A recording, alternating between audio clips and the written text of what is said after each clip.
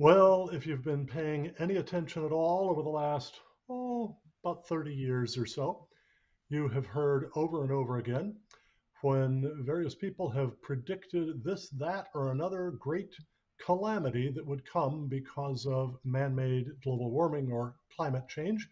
The predictions have come fast and furious. The fulfillments, well, not so much. We've had people tell us that we would have no more snow. Children wouldn't know what snow was because of global warming. We had Al Gore tell us that the Arctic would be ice free in the summer by, I think he said around 2010, something like that. We've had people tell us that polar bears were going extinct, or that we would have more and stronger hurricanes, tornadoes, droughts, floods, you name it. And every one of these predictions has turned out to be false again and again and again. And yet, the climate scientists and the climate activists who make these predictions never seem to be held to account. At the same time, they use their claims of dangerous to catastrophic warming because of human activity as rationale for imposing authoritarian controls over our lives. Indeed, some of them have been saying more recently that COVID and the lockdowns that we've had in response to it have been sort of a practice for what we really need to fight climate change. Tonight on From the Stacks, we're going to discuss these and related issues with my good friend, Dr. Sterling Burnett from the Heartland Institute, drawing off of a couple of articles that he's had published just recently. And I expect we're going to have a lot of fun. Before we get into that, though, let me just welcome you to the program. From the Stacks is a program of the Cornwall Alliance for the Stewardship of Creation. We're a nonprofit Christian ministry of scientists and economists and theologians working to promote biblical earth stewardship, economic development for the very poor, and the gospel of Jesus Christ. Every month, we offer a free educational resource as our way of saying thank you when someone makes a 100% tax deductible gift of literally any size to the Cornwall Alliance and requests it. We're coming down toward the end of this month, so this is getting close to your last chance to request this month's free offer. This is Patricia Adams's marvelous study called China's Energy Dream.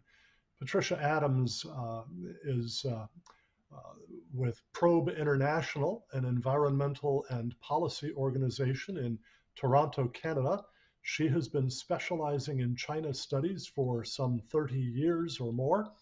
And in this study, she shows how China, the Communist Party of China, is using climate policy in the West to essentially cripple the West economically and ultimately militarily in order to assist China in its plan, its effort to become the world's number one and indeed its only superpower by the year 2049, which would be the 100th anniversary of the Communist Revolution in China under the late Chairman Mao. Adams does a great job of showing exactly how they are playing the West, using fears in the West of climate change to get the West to adopt energy policies that will weaken its economies and undermine its national security for every nation in the West that adopts those policies. I think it's very important that Americans and people all over the world understand this. And so, again, as I said, we are glad to send a free copy of China's Energy Policy, or pardon me, China's Energy Dreams, as our way of saying thank you when you make a 100% tax deductible gift of any size to the Cornwall Alliance. To request your copy, go to cornwallalliance.org. That's cornwallalliance.org. Click on the donate button. And as you fill out the donation form, when you come to the comments field, just write in promo code 22-01. That's promo code 22-01, or the title, China's Energy Dream, and we'll be glad to send you a free copy of this excellent study. Well, now it's time to bring in our friend, our guest, Sterling Burnett, H. Sterling Burnett. Sterling has a PhD in ethics, particularly focusing on environmental ethics.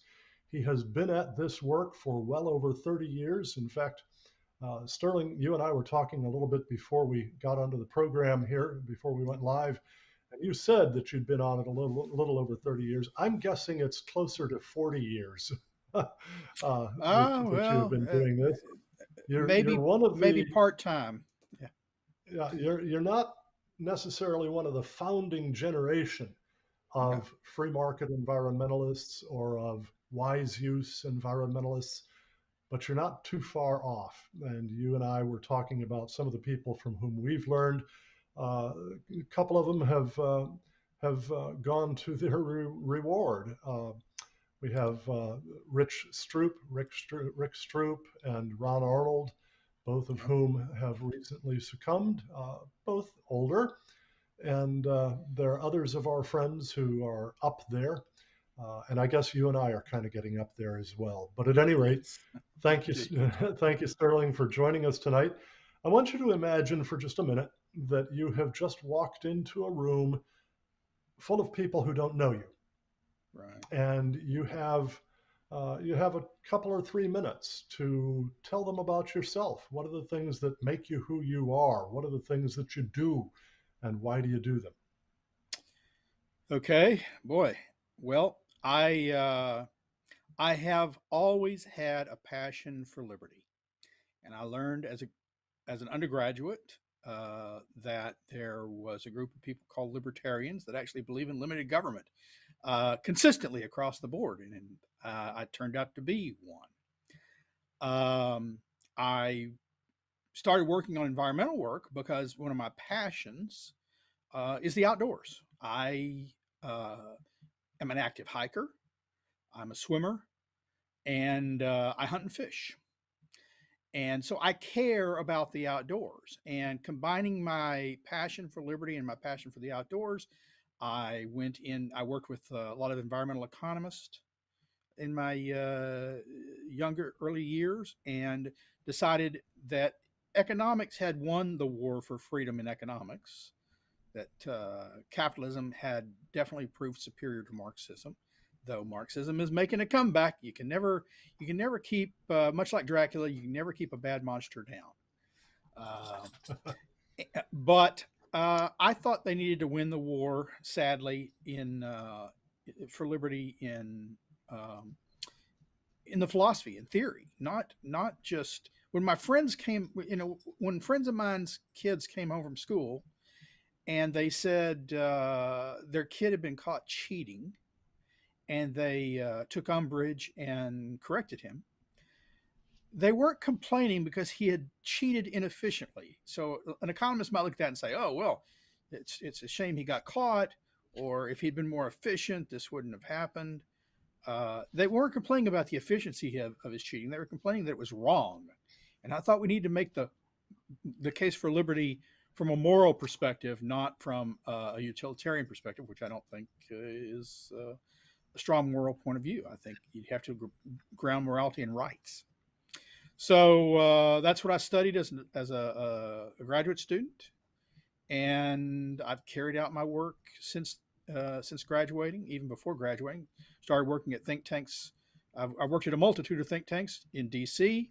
Uh-huh. I worked in a wild horse sanctuary in South Dakota, doing environmental restoration work and marketing.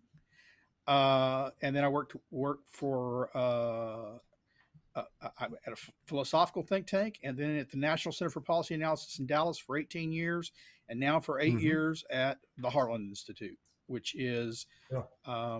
I think, my personal point of view, one of the top think tanks in the country, and unique in that we focus on both state and national issues, because what Hmm. goes on in the national issue impinges upon the states, and what goes on in the states affects what's the national dialogue. So we have contacts regularly with state legislators and the national government.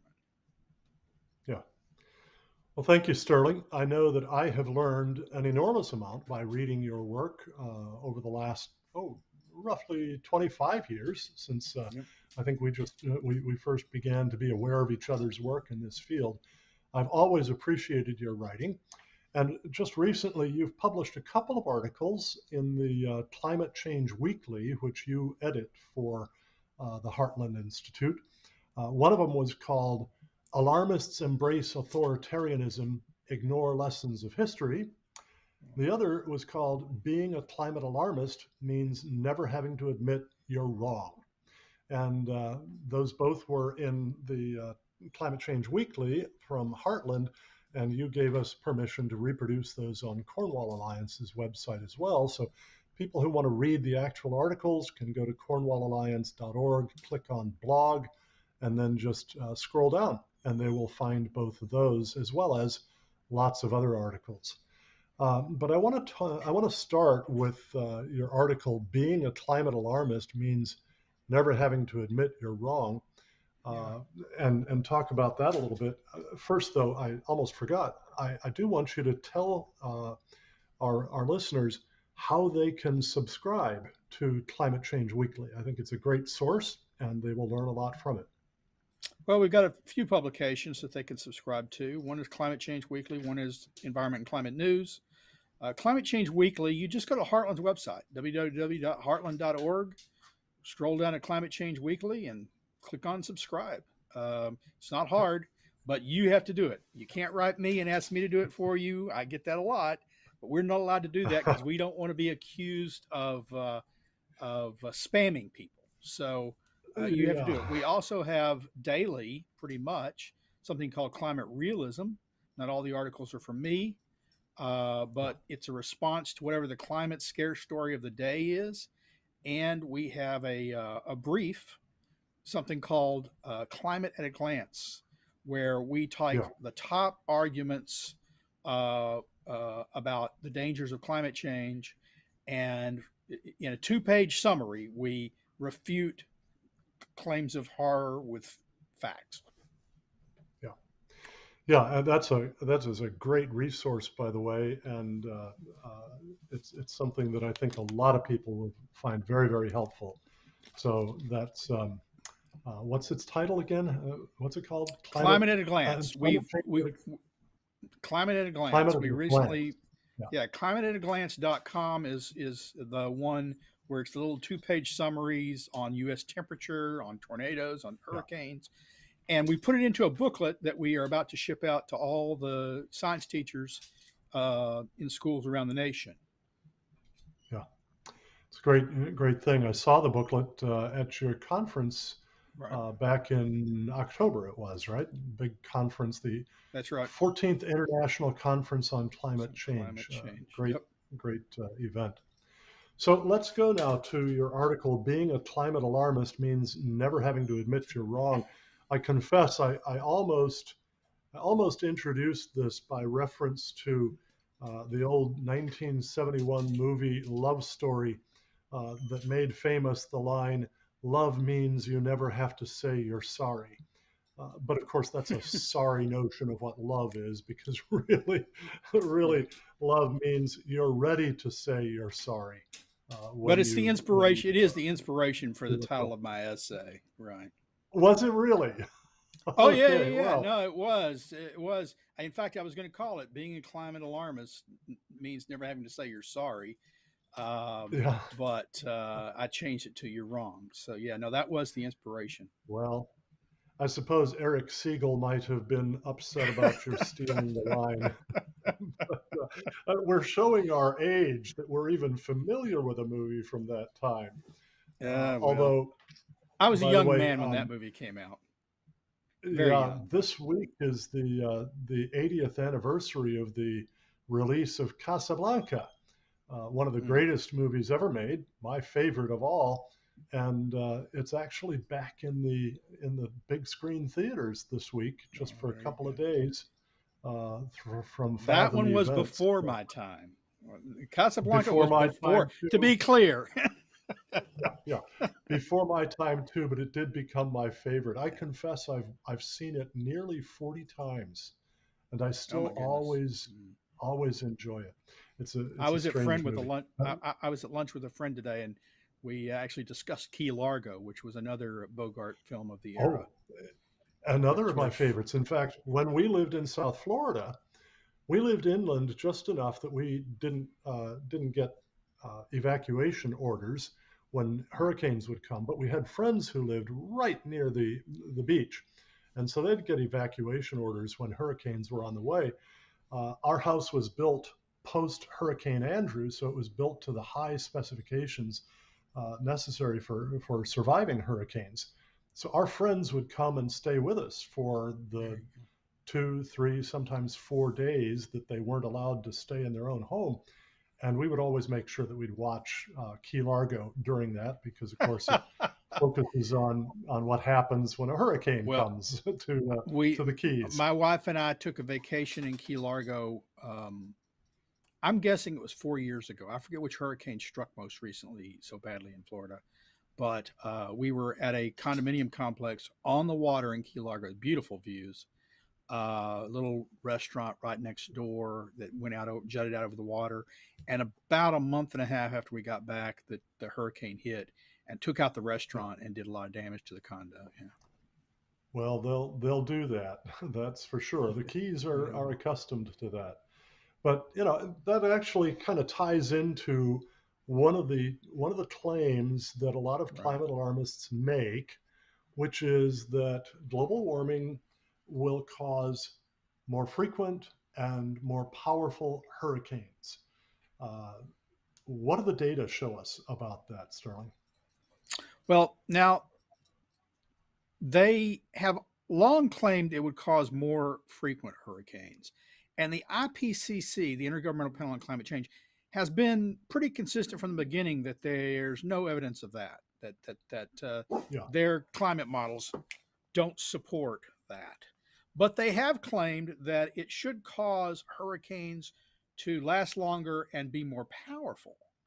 And Hmm. yet, the data on both things show that that hasn't been the case. Anything could Yeah. happen in the future. Anything could happen in the future.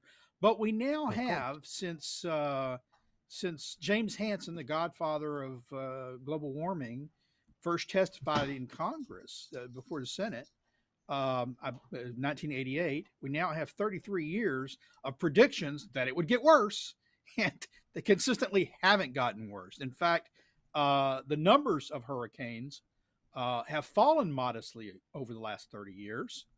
And we recently went through a period in the US through 2017 of 9 years with no class 3 or hurricane making landfall, which was the longest period in US history, and all during the Yeah. period of the warmest temperatures we've ever experienced. So Yeah. far, um, the data hasn't borne it out.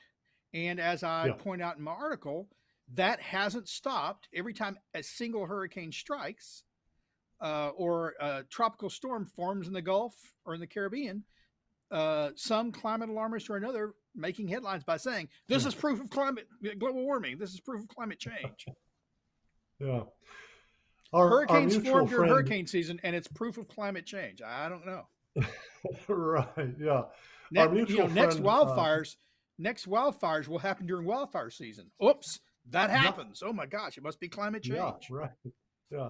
Neil Frank, whom you know as well as I do, Neil was the longest serving director of the National Hurricane Center from, I believe it was 1974 to 1986. Then he retired from there, became the chief meteorologist of KHOU television, the CBS affiliate in Houston, where, of course, they're always concerned about hurricanes during hurricane season. Houston has been hit by plenty. And even after his retirement from there in, I believe it was 2007, Neil has continued to work in research and observation of the data on hurricanes. Neil explained to me back in, I believe it was 2006, when I had written that in fact we might expect instead fewer and weaker hurricanes because of global warming. Neil called me up and commended me for having said so, and he explained that the reason that that is likely is precisely that the role of hurricanes in the climate system is to move heat from the equator to the poles, and then winter storms move cold from the poles toward the equator. But global warming, driven by greenhouse gases, causes warming mostly toward the poles, not toward the equator. And the result is less difference in temperature between the Yeah. equators and the poles, or the equator and the poles, and therefore less need to move that heat from the equator to the poles. Yeah. So that's something where The hurricane cycle theory, works like a heat pump, a heat exchanger, yeah, it is. and if the discrepancy, the difference between temperatures declines, the gap declines, you're less likely to exchange the heat through hurricanes. Yeah, In addition, and I don't know if Neil talked to you about this, but there's a little thing called wind shear that takes yep, the top off hurricanes, and right. climate models indicate that wind shear should increase under climate change. In which case, hurricanes may You, form, but they will but dissipate you'll faster. decapitate them. Yeah, because they'll be decapitated, right? Yeah, exactly. But Well, the alarmists don't have to admit they're another, wrong. Once again, they never right, have to admit they're wrong. exactly. Another claim, Al Gore said in his Academy Award winning film, An Inconvenient Truth, that, that, that snow on Mount Kilimanjaro was going to be disappearing and that before long the mountain would be snowless. Uh, its permanent glacier would be no longer permanent, it would be gone. And what do we actually find about that? Well, he predicted, I think, at the time that he predicted it would be within 2 years or 5 years of his Mm-hmm. film. Um, last month, there were 5 straight days of below zero temperatures at the peak of Kilimanjaro with snowstorms, and in fact, the snows of Kilimanjaro are doing just fine. They're Yeah, still there. If you were standing at the base of Kilimanjaro and you looked up, you wouldn't see verdant greenery. What you would see is white, reflective mass of snow and ice, which was what was right. there when Al Gore was concerned about it, and which is what will likely be there um, until long after I'm gone. For hundreds of years to come, most likely. Yeah, Yeah. well, until even until if when the next ice age comes, it's not likely. It's likely to make that thicker. It's not likely to go away Yeah. before then. The point is, Yeah. he made these projections. He makes these predictions because they're dramatic. They're Yeah. dramatic. They're Exactly. heart wrenching. And you see a little less snow one season. Now, what they also don't tell you is about where the snow disappeared on Kilimanjaro. There's a reason for that. More and more logging was going on at the base of Kilimanjaro to clear fields, to clear forests for fields. And you know what Exactly. happens when you clear forests for fields in developing countries? They burn. It's called slash and burn agriculture. They burn Hmm. the timber. But there's Black another soot factor about that too. rises, falls Yeah. upon the snow. The sun shines, and the snow heat. The black soot absorbs the heat and heats up and melts snow. Nothing to Yeah. do with And then temperature. Has to do with soot. there's another connection between the deforestation there and the diminished snow, and that is that when you get rid of a forest, you reduce evaporation from that area, and when you reduce evaporation, you reduce precipitation. And there had indeed been about a decade and a half, 2 decades worth of trend of diminishing snow on Kilimanjaro, but there had not been a reduction in temperature at Right. Kilimanjaro. There had only been this reduction in precipitation. And so, when snow falls and then it melts over the summer or something, it just doesn't get replaced as much as it did before. Now, a lot of that forest is growing back and the precipitation is resuming. And so there's actually been some recovery of the snows of Kilimanjaro. Well, let's see. And what He had nothing to also, do, and what had nothing to do with either of the factors we just mentioned? Climate change. yeah, They were both human absolutely. causes. They were both human causes. Don't get me wrong. Right. Humans were doing something that was affecting the weather in that region, but global Yeah, climate change wasn't causing warmer temperatures and less snow to fall. exactly. Yeah. Now, the Washington Post recently claimed that a hurricane had hit upstate Vermont and Buffalo, New York, Yes. which is rather interesting. It's tough for a hurricane to get that far inland. We had Hurricane Sandy, which devolved into a subtropical storm by the time it made landfall up in that area. So it was not a hurricane at that point. But the Washington Post actually claimed that a hurricane had hit Yeah. upstate Vermont and Buffalo, New York last year, uh, in the midst of an article claiming uh, that every county in the country had been hit by a climate-related disaster in 2021. Um, Tell us about that one, Sterling. Well, I mean, they didn't write that a hurricane had hit. What they did is they showed a map. Yeah, It's said that a picture is worth 1,000 words.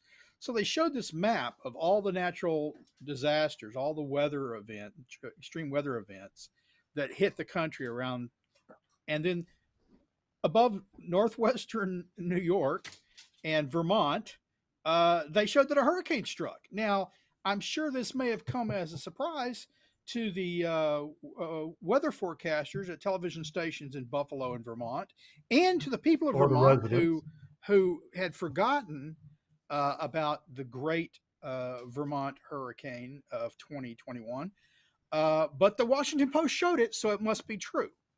Now, this has been pointed out to them. I have yet to see a correction issued by the Washington Post. Yeah, right. They never have to say they're sorry. Over, If yeah, you or they're wrong. If you're predicting disaster, then you are doing it for noble reasons. The noble yeah, lie of Plato. And yeah, if you're lying for noble reasons, it's okay. You don't have to correct yourself. yeah.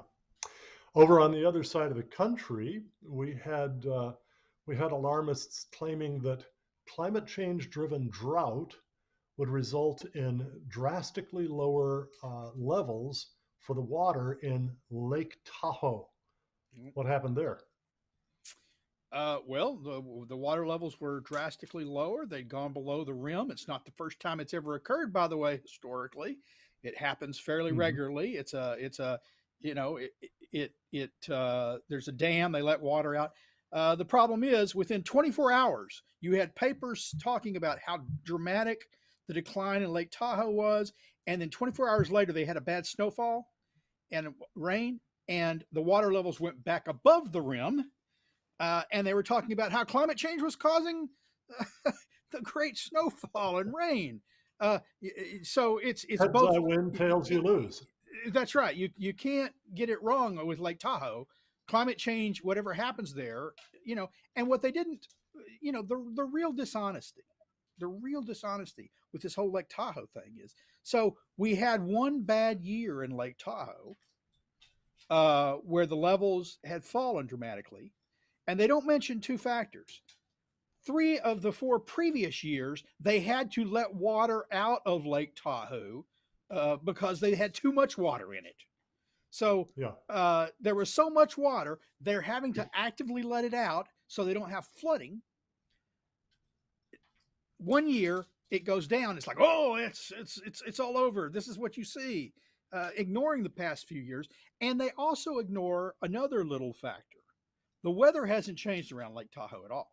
But you know what has changed with Lake Tahoe? The population using the lake.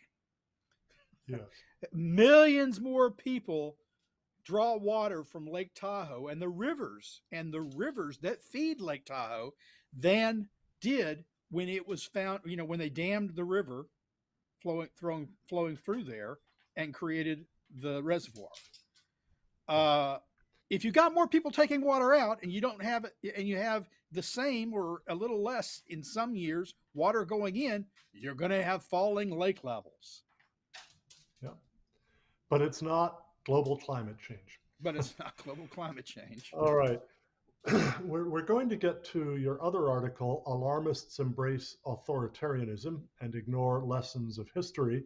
But first, I want to remind our viewers that through the end of the month of January, as our way of saying thank you when you make a 100% tax deductible donation of any size to the Cornwall Alliance, we'll gladly send you, if you request it, this study, China's Energy Dream by Patricia Adams, explaining how China is using the West's fears of catastrophic man-made global warming to harm its economies and its national defense, because national defense is dependent on a strong economy. And so if you would like to request a copy of this, just go to cornwallalliance.org. That's cornwallalliance.org. Click on the donate button. And then as you fill out the donation form, when you come to the comments field, enter promo code 22-01 or the title China's Energy Dream, and we will gladly send you a copy of this excellent study. We hope that you'll want to share it with other people, and particularly that you'll pass on some of the lessons of it to your national and state legislative representatives. All right, now we come to Sterling Burnett's article, Alarmists Embrace Authoritarianism, Ignore Lessons of History. Sterling, you go back a bit in time at the start of this, all the way back to President Theodore Roosevelt and the first ever U.S. Forest Service head, Gifford Pinchot. And you point out that they actually started us off in this direction. It's interesting to include Teddy Roosevelt in that. Teddy is typically remembered, for his Rough Riders and his leadership in the Spanish-American War and so on. He's certainly thought of as a hero of American liberty in many ways, but you suggest that that's not the only side of Teddy. Tell us about how he and Gifford Pinchot helped to move American environmental policy in a sort of an authoritarian direction. Yeah. There are a lot of things I like about Theodore Roosevelt, but I have never thought of him as a hero of liberty. He liked to go adventuring, but I'm not sure that's the goal. That should be the role of the U.S. government, is adventuring. And his policies, well, we've got to break up the trust. We've got to break the oil cartel. We've got to, basically, it was government inflect itself in business. Government get into banking.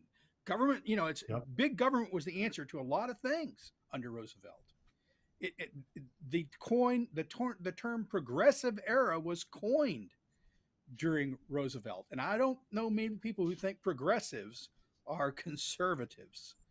On natural resource policy, Roosevelt and his friend Pinchot and others didn't trust markets or government or democracy, I should say, to manage natural resources. They thought you had to remove, they wanted to reverse the homesteading, remove natural resources, vast swaths of the West, from either private ownership or control by democratic authorities, because you couldn't trust them, because heck, people vote for them. They may change their minds. You have to have scientific managers who aren't biased, who have no particular point of view other than to manage resources wisely over time for everyone. It was a very utilitarian approach. And so you set up the Forest Service. You've got the Bureau of Land Management. You have national parks founded. And it set aside vast swaths of the West. I've read the Constitution. I don't see anything in the Constitution about national parks or national forests or anything.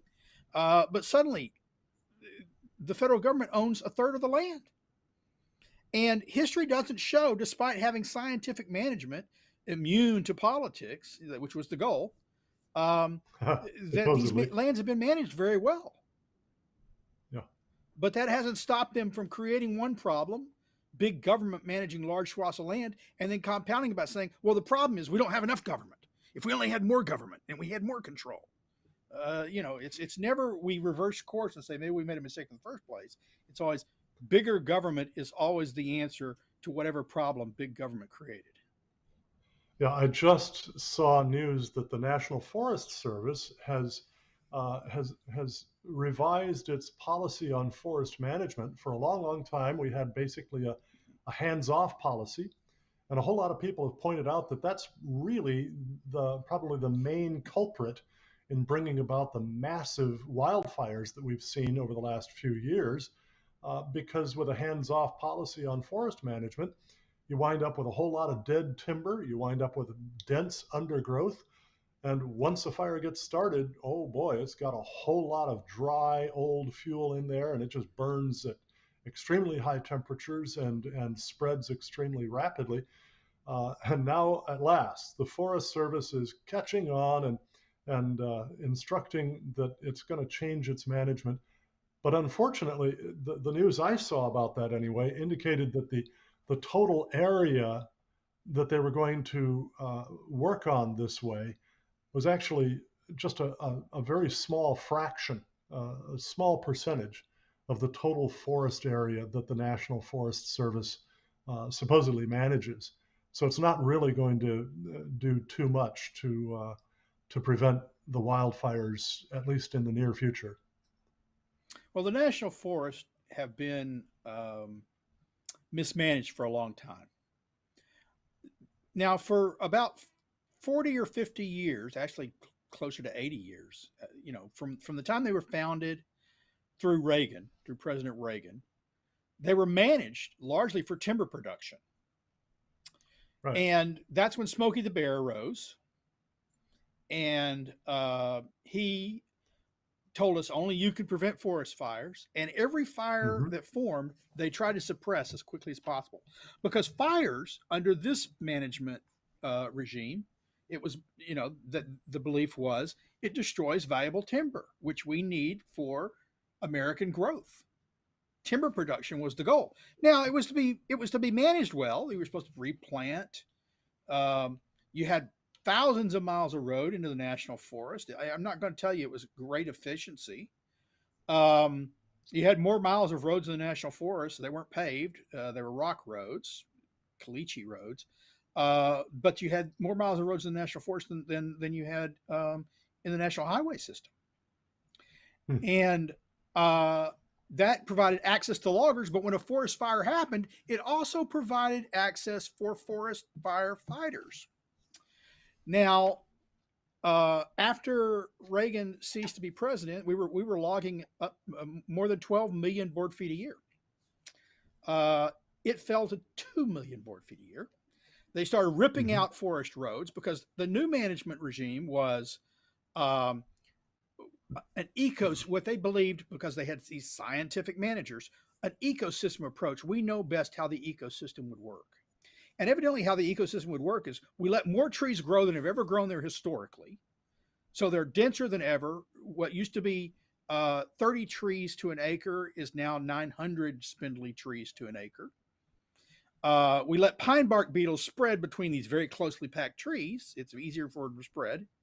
We have entire forest that where there's more dead and dying timber than there are living growing trees, but we can't log them because we're letting nature take its course. That's good for the ecosystem. That's good for species. So they stopped clear cutting. Every logging plan that they had, where they still had some logging, was challenged by environmentalists, and the Forest Service didn't fight too hard Mm-hmm. under Clinton, under Obama, and so you kept building up. Basically, kept building up fuel for fires.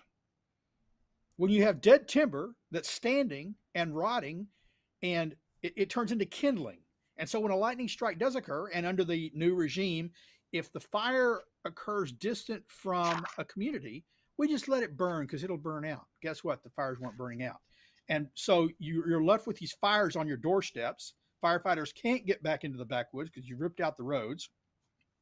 You have to fly them in helicopters. You have to fly water in helicopter scoops as opposed to sort of pumper trucks.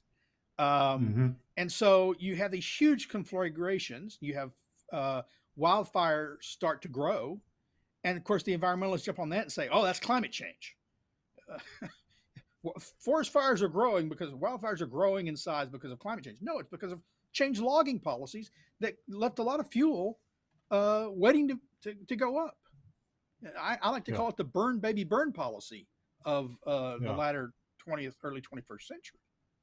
Yeah. You refer to some of the environmental authoritarians also as Yeah. misanthropic, as really pretty hostile to humanity. Who would be some of the key players in that attitude among environmentalists, and what kind of policies did they promote, or do they promote still? Well, I don't know about key players. There's a lot of people who have long disliked other people, it seems like. Sometimes they cloak their misanthropy, uh, their hatred for humanity in humanitarian terms. Oh, we want humanity to do well, so we've got to slow population growth because there's too many people, and Hmm. more people can do better if there are fewer people being born. Um, Typically, they mean uh, black and brown people because that's where Yeah. population growth is going on.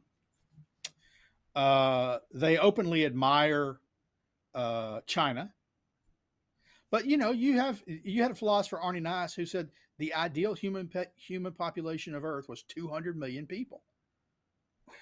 Well, he said that at a time that there were 7 billion people on Earth. Uh, Yeah. it tells you the Got to kind get of rid of lengths that 95% of us. yeah, 98% of the people got to go. Well, that Yeah. sounds very humanitarian to me. Yeah. Um, Yeah. and then you have others who say, well, no, it's 2 billion people, so we only have to get rid of six.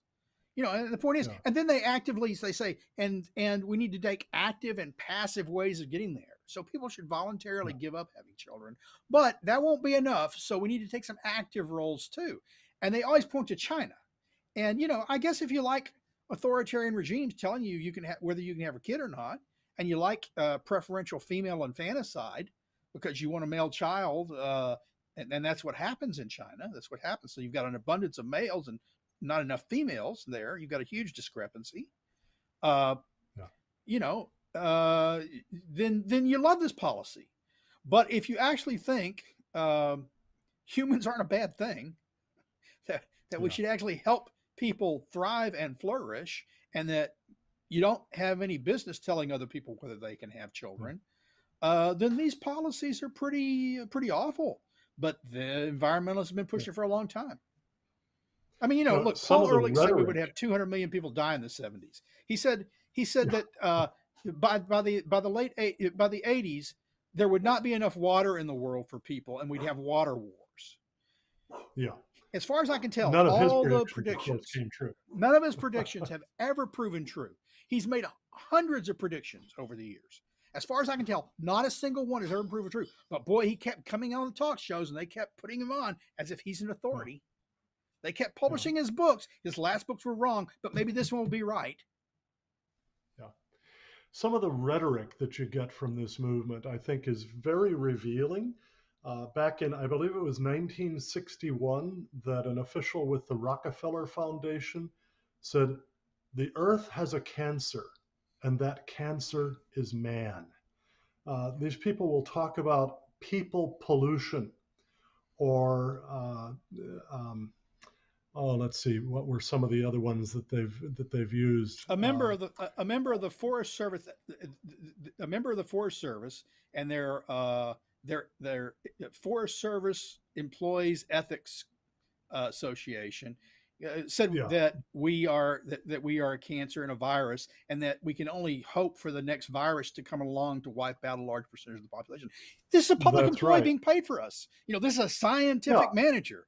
Well, this is what you get and the from late mad the scientist. late Prince Philip, the late Prince Philip, husband of Queen Elizabeth of England, of Great Britain. Philip, back in, I believe it was right around about 1980, uh, he's an environmentalist, and he said that because he believed in reincarnation, he hoped that after he died, he would be reincarnated as a killer virus to reduce humanity or human population to reasonable levels. This is not a particularly human-friendly sort of a Yeah. branch of the But environmental movement. authoritarianism Thank is God, never. not all environmentalists Yeah. think just that way. But No. I think we need Authoritarians are some never rhetoric of our very. own. Yeah, we need rhetoric of our own. We need to say, people are not pollution, but the solution. We're not cancer, There but you an go. answer. Well, We're the answer. the interesting thing is about this, and this is a point I was trying to make in the piece, because it's becoming more common for them to start calling for authoritarianism. Academic journals are publishing Yeah. this claptrap. A journal out of Cambridge recently published, a political science journal recently published a piece calling for authoritarianism. You know, Yes. looking longingly at how people became sheep during COVID and saying we can have this long term. If everything goes right, we can have this long term. All we got to do is take away free speech, take away meat eating, take away democracy, lock some people up, and we can have a climate nirvana. And what I pointed out Yeah. is that the very people calling for this are just as likely to go to the wall with people who resist tyranny as as the people who resist tyranny, because many of the people who join with them in calling for this authoritarian stuff are not really environmentalists. Uh, Yeah. they Clearly. look to China longingly, and then you ask yourself, okay, who's the largest emitter of carbon dioxide emissions? China. Who's got the dirtiest air? And I'm not talking about carbon dioxide. I'm talking about pure soot, dust, So, sulfur dioxide. China. And who treats their environmental groups better? The U.S., a liberal democracy, or China? It's not China. There, they lock them up. There, if they have a sure. street demonstration, the police come in with batons and it's quickly cleared out. I'm Yeah. sorry. They're going to go. They're going to go the way of Trotsky and Robespierre, who may be in the vanguard of the revolution, but the children of the revolution, and in this case, the political, the politicos that are part of their movement that aren't really environmentalists, but they are authoritarians. So they're using green to gain power. They're going to lock them up too. They'll be just as suppressed. Yeah. You cited Ross Mitiga's article, Political Yeah. Legitimacy, Authoritarianism, and Climate Change from the American Political Science Review, who said that we need authoritarian power as a legitimate defense for the environment. Um, and what sorts of policies did he embrace Well, in he's the that guy I was article? talking about. He said we've got to get rid of eating meat. We have to Okay. remove democratic uh, um, institutions in certain areas and replace them with authoritarian institutions. We have to suppress speech. We have to remove anyone who disagrees. Not not Yeah. not freeze them out. We've got to lock them up. We can't have them spreading disinformation and confusing people about the things that need to be done. And And of so, course, he gets to define what is disinformation. well, that's what he thinks. That's my point of my article is he thinks he's going to be the guy in power. I think he'll be in the cell next to me. Uh, somehow he thinks I'm some academic. When have academics ever been in power? Ask Socrates how he did in Greece. I'm sorry. Academics don't get to rule. They get locked up when the revolution comes. Ask what happened to the Khmer Rouge under Mao. Pick it out. You know, Yeah, we go from hemlock to lockdown, right? Socrates and dying and of and hemlock yeah. overdose. So they, All right. this is they just have no awareness of history at all. And Yeah. somehow they think they will be the exception to the rule. And I don't know where they get that. Yeah. Right. All right. One more question for you, Sterling. Um, Climate activists, as you've already said, they tend to praise China.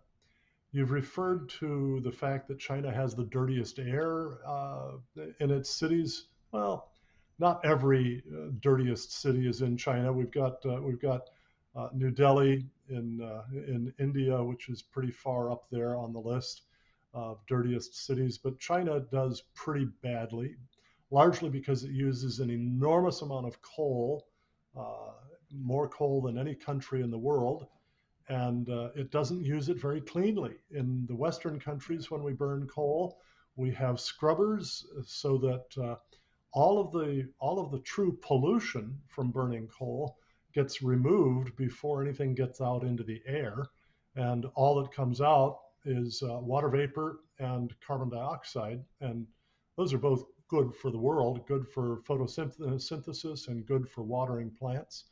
Um, but what are some of the other issues about China, in addition to, Well, for instance, its one child policy or its yeah. dirty air in its cities? Or Oh, tell it's us, for the example, dirty about water. the Three The Gorges Dam. mining.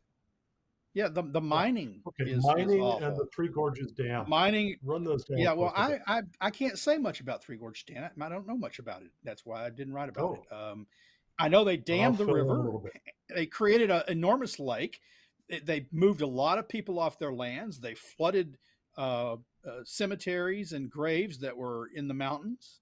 And it's not. It turns out it probably wasn't built very well and planned very well. But their mining of rare earths is atrocious there. The slave labor used to refine materials and to create batteries and to create polysilicon for solar panels. The environment is not good there. Yellow rivers are not good. Cancer amongst people and short lifespans amongst the people working in these conditions are not good. Or in Congo, where they use child labor to get at cobalt that the West wants. Um, but to take a little bit step back in history, we used to have something called the Soviet Union and the Iron Curtain. And a few years ago, when it still existed, a few years ago, 2000 when it collapsed, um, I wrote an article about the 5 most eco-despoiled 92. nations. Hmm. Yeah. So I wrote a book about an article for the World and I magazine about the 5 most eco-despoiled nations. 4 of those 5 were communist countries, authoritarian, and the 5th Hmm. was a country that swung wildly between corrupt democratic governments and authoritarian regimes. It kept going back and forth. You'd have one revolution, then you'd have a coup, then you have another revolution. But the point is, none of them were liberal democracies. Most of them were behind the Iron Curtain. China was one of them. I mean, in Poland and Czechoslovakia under Soviet rule, it's cleaned up since the Soviets left. Yeah, There were people that used to absolutely. take vacations in the bottom of salt mines, abandoned salt mines, because the air was clean there. Every school had uh, oxygen masks for dirty air days. This doesn't happen under liberal democracies. It happens under authoritarianism. So uh, they just have no sense of history. And there's a reason why it doesn't happen in liberal democracies. And it is that in liberal democracies, governments govern by consent of the governed. And when people don't like filthy air, and they communicate that to their representatives, and the representatives know I'm not going to get reelected unless I support policies that are going to result in cleaner air for my constituents to breathe. Well, they support those policies. But when you There's live in another an reason. authoritarian country, you know, imagine trying to take the Chinese Communist Party to court over some environmental catastrophe Yeah. that it has brought about. And yet here in America, people take the federal government, people take Let's their see the federal state government. governments, Yeah. people take their city governments to court over environmental issues all the time. And just imagine the difference. I discuss this stuff. I think you know this, Sterling, in my booklet, uh, short book called "Is Capitalism Bad for the Environment?" And in the first part of that book, I compare the environmental records of Right. socialist and communist countries with the environmental records of capitalist, free market, democratic countries. And it's just no contest. Well, Environmental that's the, quality is much, much better in the free capitalist countries and much, much worse in the socialist countries. and that's what I guess I'm not saying to close the show, but maybe a closing remark from me. That's something you mentioned. You said capitalist versus Yeah. socialist. Okay. The other reason is not just that voters care, but people care Oh, more when they've gotten wealthy. Capitalism produces wealth, and an environment is largely a luxury good. We spend more of our disposable income on environmental goods as our income goes up. But when we're right. still worried about whether our children are going to starve today, whether our children will have clean water today, whether we have a roof over our heads next week, until we get to some level of economic security, we're not overly concerned about the environment. Exactly. And Yeah. the capitalism makes us wealthier faster, and the faster people get wealthier, the more concerned they are about the environment. They can look longer term when they don't have to take care of their immediate needs. They Yeah. worry And about cancer 50 capitalism, years from now when they're not worrying about their kids starving today.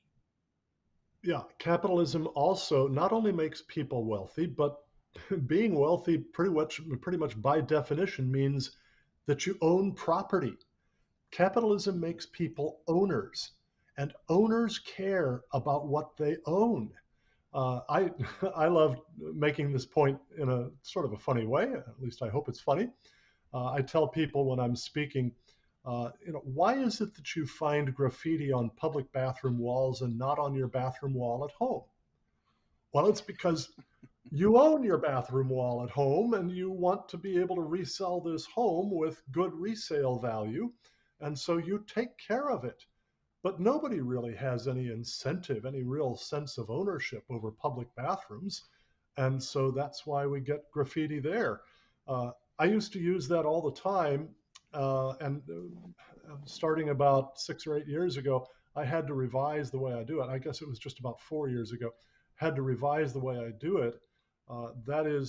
That's the way it works, unless you have a wife who likes to play tricks and who scrawls in pencil on your bathroom wall, "Long live private property," which is what my wife did just Oh, there you to go. tweet me about Yeah, the it's the tweet. difference between rental properties and privately owned properties, Yeah, between apartments and homes. It's so true. Uber, look, Uber and taxi drivers take pretty good care of their vehicles. I've never seen one with graffiti on it. yeah, You go to public transit, look, the subways. it's all over. It used to be really atrocious. Now the policing on them got pretty severe for a few years. I think that's probably falling off under the Current regime. defund the police movement. So we might see more graffiti. But for a few years, it started to disappear. But it took really severe policing to do that. Hmm. But Yeah, you look at the old subways and the above ground rails, and you compare how they look to compare to an Uber driver's vehicle, Yeah, I guarantee you notice the absolutely. difference, right? Yeah, yeah. Absolutely. Well, Sterling, thank you very much for joining us again on From the Stacks. Do you have just a closing comment for us? Well, if I can ever be any help to anyone, they can reach out at hsburnett@heartland.org. And I encourage you to sign up for all of our newsletters, not just the environment ones. Right. All right. Well, thank you again for coming on the program with me. I've enjoyed it. We'll have you on again sometime. Folks, thanks for sticking with us through this episode of From the Stacks. Quick reminder that through the end of January, well, I guess first I'll tell you about our guests next week. We're going to have Todd Royal and oh, Ron Stein. Ronald Stein, the authors of the book called Clean Energy Exploitations. This is a big fat book, and it gives the history and the data on how the wind and solar industries, particularly, are bringing about enormous exploitations of the poor in the developing world and in particularly China, uh, through child labor in mining the rare earth metals, minerals that are necessary for the building of wind turbines and solar panels. Clean Energy Exploitations is an eye-opening book. It's a really uh, a shocking book, and will let you know the grave problems that are arising in the developing world precisely because of the demands in the wealthy Western world that we replace fossil fuels with wind and solar energy. So, Ron Arnold and Todd Royal, the authors of this book, will be my guests next week on From the Stacks. And remember also that through the end of January here, as our way of saying thank you, when you make a 100% tax deductible donation of literally any size and request it, we will be glad to send you a copy of Patricia Adams's wonderful study, China's Energy Dream, which explains how China is using climate change policy in the West to weaken Western economies and Western militaries in their ability to defend in the case of a potential major war. So if you would like to have a copy of this, just go to cornwallalliance.org. That's cornwallalliance.org. Click on the donate button, and as you fill out the donation form, when you reach the comments field, enter promo code 22-01, or just simply the title China's Energy Dream. We'll be glad to send you a free copy. Remember, this offer ends at the end of January, so be sure to make your request for it quickly before that time. Thanks again for joining us, and I look forward to seeing you again on From the Stacks next week.